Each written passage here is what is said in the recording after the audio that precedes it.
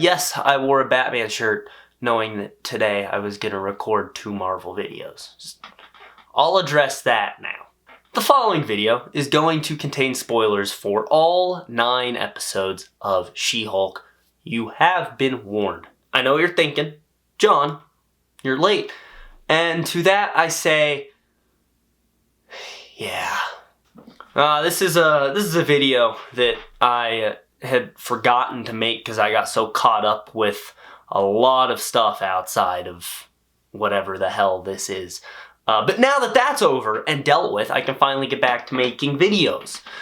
So I got a She-Hulk review of the full series season, and then a ranking of all the Disney Plus shows, and a lot more other videos that I'm working on right now. So it'll be cool. Also, that's my Halloween costume. I finally finished making that. Well, that's part of it. Now that whatever the hell I just said is said, let's get into the review of She-Hulk, Attorney at Law. Hello. I think I'm jealous. Is that what I'm feeling?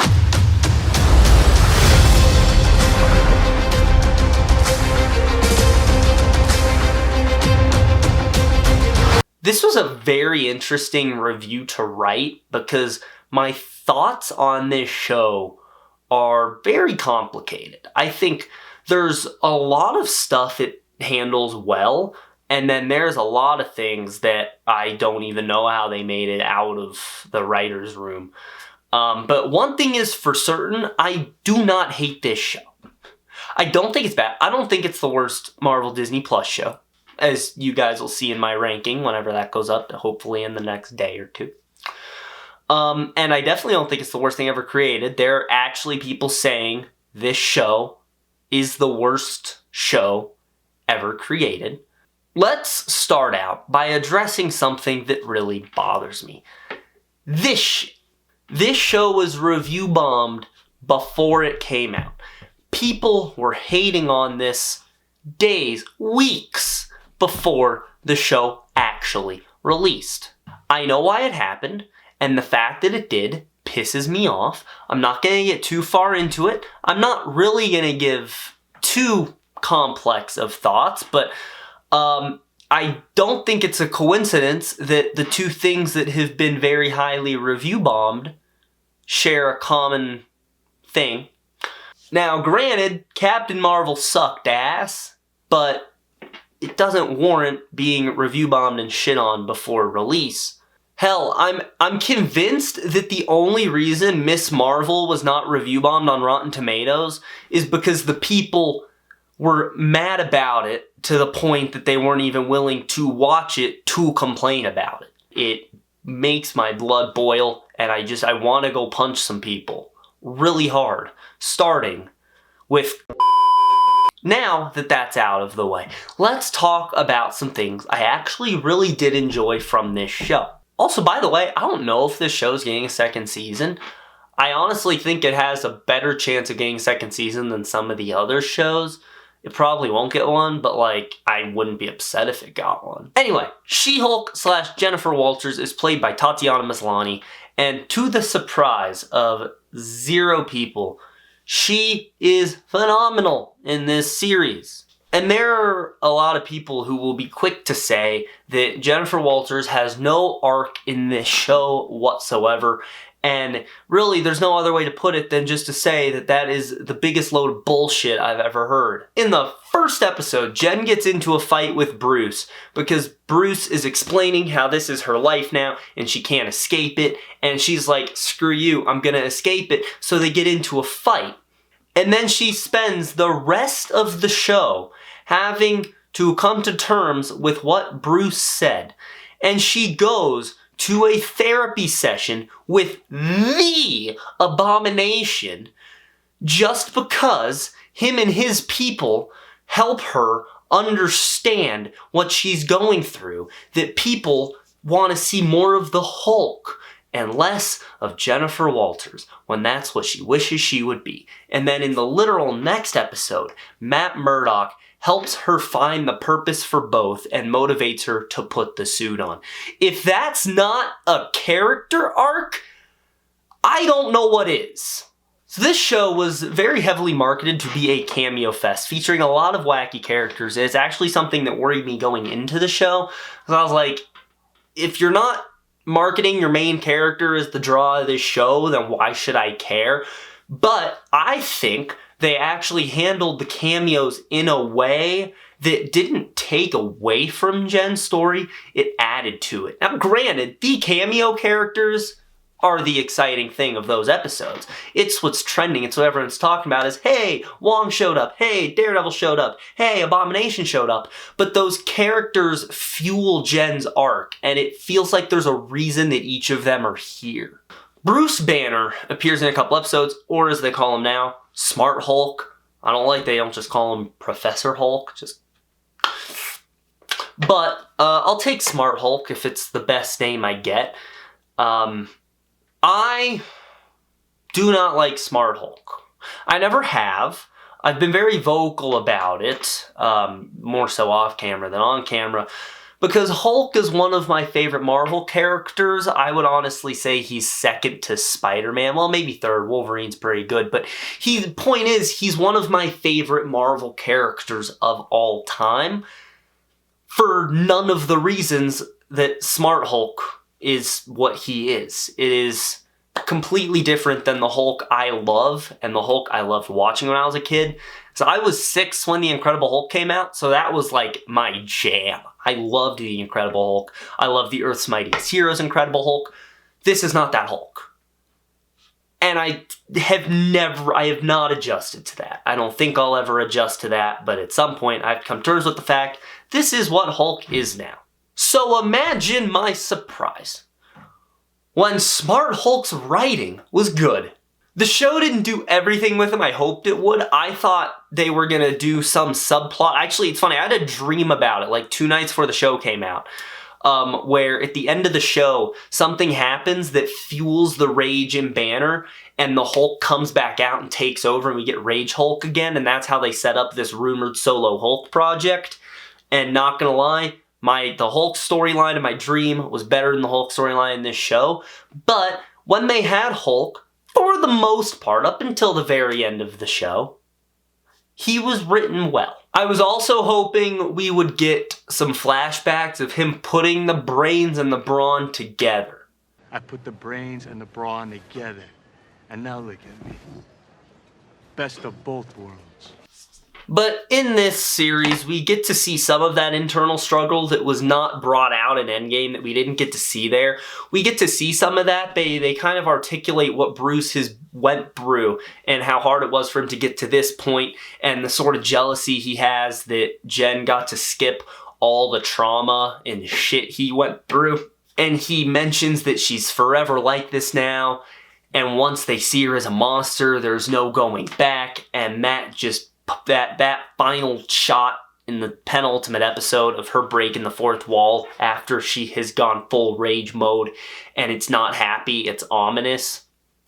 Mwah. But I'm not a fan of what they do with him after the first episode. They shoot him off to space. He dips out and then he comes back to have a rematch with Abomination for all of 2 seconds before Jen breaks the fourth wall and completely changes the end of the show. And then he appears at the very end of the series with his kid Scar, who looks nothing like his comic counterpart. But I do want to address this. There has been a lot of hate over Scar's look. And is it what I wish Scar looked like? No, not at all. But we have to think about something here. In Thor Ragnarok, they cut the people's hair on Sakaar. The gladiators, they cut their hair. It's reasonable to assume Scar was being used as a gladiator, so they cut his hair. Hence why his hair is short. Now granted, Stan Lee could not have given him a worse haircut if he tried. But I guarantee at some point in time we'll see the long-haired Scar. It's so important that we see the long-haired Scar. Please, let me see long-haired Scar. Another Another character important to this series is the Abomination. Tim Roth is returning after 14 years. Yes, Abomination was in Shang-Chi, but that was for like 5 seconds just to set up this show. That I think they actually said like that's the only reason it was in there. But yes, Abomination, we finally see him again, and he's different. Tim Roth pretty much did all of the heavy lifting to not make Emil Blonsky fall flat in this series, because the Emil Blonsky in The Incredible Hulk versus the Emil Blonsky in this show are so different that if you didn't know any better, you would think they're completely different Emil Blonskys. Abomination's more lighthearted in this. I think they maybe cranked the dial a bit further than they should have, but I didn't actually hate that he was like this. We have to remember that he has spent a decade and a half in a prison cell. Well, that's if he didn't snap away. But point is, he's been chilling in prison for like 14 years. So, yeah, obviously he's had some time to change, as they address in the series, but it is weird that there's so little of that original Blonsky left. And I actually thought for most of the series it was just sort of a persona he was putting on, and he was doing something behind the scenes, and he had his own reasoning. But he really didn't. I guess he's just kind of a nice guy now who does break the law occasionally. I do think, though, they could have ended his story better, because if you look at Abomination's big thing on the show, you could have taken him out and just replaced him with a different character. Because he's in prison, Wong breaks him out. He then goes back to prison. Jen gets him out of prison. And then at the end of the series, he goes back to prison. And Wong breaks him out. So, I wish they wrapped up the story in a different way, because I understand his importance so much and how crucial he is to Jen's arc and this show as a whole, but it ended in a cop-out, I feel. But Wong was handled fine in the 2 episodes he was in. He wasn't great or anything, and besides making one unbelievably dumb comment that was supposed to be a joke but was insanely out of character and just made Wong really stupid. We do things by the book. The Book of Ashanti? No, the Book of American laws. He was the Wong that we all know and love. It's just a shame that the 2 episodes he was in were arguably the worst 2 episodes of the whole show. But the character that everyone was most excited to see return was Daredevil, back on screen for the first time since 2018. Yes, I know he was in No Way Home, but that was a little taste. That was a little taste. He wasn't in the suit. This is full Daredevil back in action. And he ditched the black suit. He ditched the red suit for the yellow and red suit, the ketchup and mustard suit, as I'm dubbing it, which was his original look in the comics. He's rocking that. At night, it looks fantastic. During the day, I wish it would die. But with Daredevil comes a considerable amount of worry that they would screw him up. And once again, as always with She-Hulk, people have been complaining. This time that the She-Hulk Daredevil is not at all the Netflix Daredevil, and they ruined him. I don't think that in human history there has ever been a dumber, more stupid, pointless argument than this. This Daredevil acts the exact same as the Netflix version, to the point that I think the Netflix canon debate is completely over. These are so clearly the exact same character. So as a whole, I would say the first 2 episodes of She-Hulk were good. Actually really good. I really liked the first episode. Episode 2 was good. 3, 4, 5, 6. No, I did not like them. I wish they wouldn't exist. Episode 7 is an episode a lot of people hate. It's the one where she's on Blonsky's little estate and they do the therapy session. I found myself actually really enjoying that episode. And episode 8 with Daredevil is the best episode for just like a plethora of reasons. I think Jen has the best arc in that episode, like kind of individual arc of that episode that she does in the whole show. Her chemistry with Matt is great. That's the only episode where I think the action and the legal stuff are both good, especially the legal stuff. It's the only legal scene I was invested in. And then they gave us a hint of the Daredevil theme. They gave us kind of a hallway fight, and they gave us friggin' Leapfrog. That episode gave me everything I wanted. And before I talk about the bonkers finale, I want to address a criticism I have of the show that I briefly touched on like 30 seconds ago. And those two things are the law and the comedy. Which of these two do I want to start with? Let's start with the comedy because I don't have as many negative things to say about the comedy. This is a legal comedy, so you should expect that legal and comedy are going to be very important. But this show is not nearly as funny as the writers think it is. It's not, I mean, it's funny. It's not funny at all. There's some very humorous jokes. There's a couple laugh out loud jokes. Daredevil's walk of shame was the funniest shit. But the issue is that the funny jokes are few and far between when there should be a couple laugh out loud moments every episode, and there just aren't. If you manage to get a like humorous response, it was always just like a chuckle or but there were very few times that there was something legitimately hilarious. And that's an issue with a legal sitcom, is you should have those funny moments. I think some of the best jokes involved, one, Daredevil's jokes, great, and Titania. I think Titania was funny. She's played by JAMEELA, who is the reason that this character worked, in my opinion. There was a lot of people who hated Titania. Completely understandable. If you hated her, I'm not going to argue that. I can understand why. I kind of got a kick out of Titania entirely because of JAMEELA, and her line delivery, the way she said things, the way she did things, her chemistry with Tatiana Maslany. Titania, it's too much, but I think she cracked me up the most. She clearly knew what she was doing. She had a blast playing this character. But all in all, the jokes left a lot to be desired. Now, for the legal aspect of this show. What are these? These are the most uninteresting, unexciting, most poorly written legal scenes I've ever seen in a show involving legal stuff. And I've seen the argument that it's a comedy, so it doesn't have to be as in-depth. That's not how comedy works!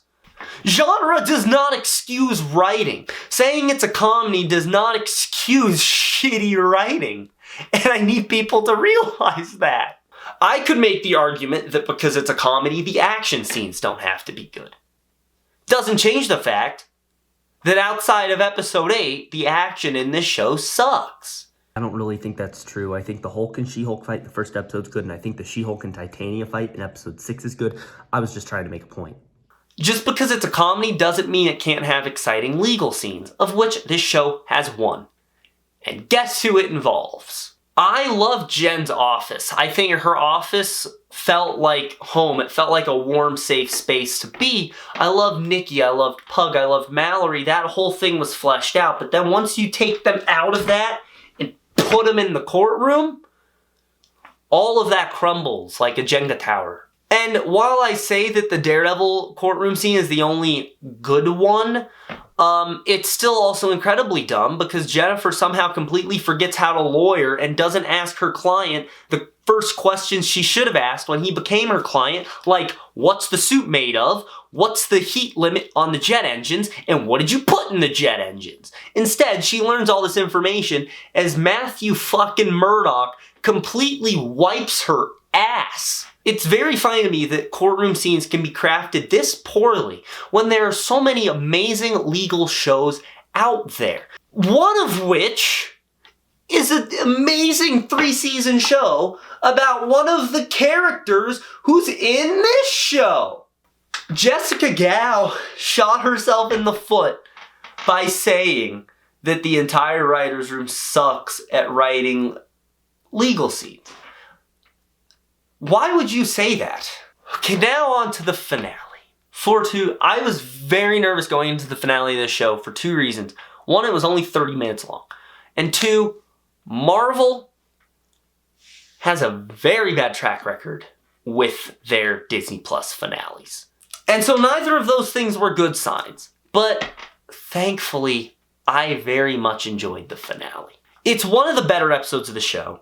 Jen has to break the fourth wall, jumps out of her show, so she can go talk to the writers and later a giant robot Kevin Feige to fix the show because the writers sucked at writing it. And I'm going to say right now, addressing bad writing does not still excuse bad writing. Now, as much as I love the finale, I am kind of conflicted on it because while I think it's an amazing episode, it does a complete 180 as it takes every plot line we've been building towards, every character arc we've been setting up, and it kind of ignores them to have Jen go on a completely unrelated side quest at the last second. What I would have done, if I was them, is probably set up different points in the show that Jen is getting eerily closer to realizing she can break out of this show. Just various fourth wall breaks that aren't just her talking to the camera, but also things like her clearly interacting with what's behind the camera before she actually breaks out of the show. I think if they had just set it up a bit better, a lot of people would not be as harsh on the finale. Because the finale itself is good, it's just that it comes out of nowhere and is a complete 180 from the rest of the show. I'm not going to talk too much about the finale, that's what my individual episode reviews are for, so go watch those. But there was one very funny joke, and it's right here. But wait until the camera is off you. The visual effects team has moved on to another project. I'm going to paint a picture for you guys, okay? You're in an amusement park, you get on a roller coaster. The roller coaster, it goes up. You're getting excited. It starts to go down. It's got a lot of ups and downs, a lot of twists and turns. And when it ends, it's fun, but the first question you ask yourself is, do I need to get back in line? That's She-Hulk. Had a lot of good, a lot of bad, a lot of stuff happened that I wasn't expecting. Some I dug, some I didn't. And at the end, I was like, I had fun with this show. Is it something I'm dying to rewatch? As I mentioned earlier, the first 2 episodes, good. The last 3 episodes, good. The 4 episodes in between range from meh to poo. You could definitely watch just like the first 3 episodes of the show, and then, because that wraps up the Abomination thing, and then you could just skip 4 through 7, jump to episode 8, and watch the finale. And you've got it. Actually, I could argue you could just go episode 1 and episode 8, and it's a great 1-2 punch of She-Hulk. And that's all you need, really, to understand what's going on here and understand this character. Yes, I liked She-Hulk. It's nowhere near being one of the best Marvel shows. It's in the lower tier of the MCU, but I got the response from the show that I wanted to get from the show. I wasn't looking for incredible storytelling. I wasn't looking for great world building. I wasn't looking for something like Andor or House of the Dragon that were also on at the same time. I was looking for just a fun sitcom that was a break from everything. And that's what I felt I got from the show. So it's hard to knock it down too bad when I got what I was looking for. But there you guys go. That is my review of She-Hulk Attorney at Law. Let me know your thoughts on the show as well as my review down in the comments below. Also leave a like on this video, subscribe, click on the bell icon to receive all notifications from the MCHQ. This can be it. Have a great day, guys.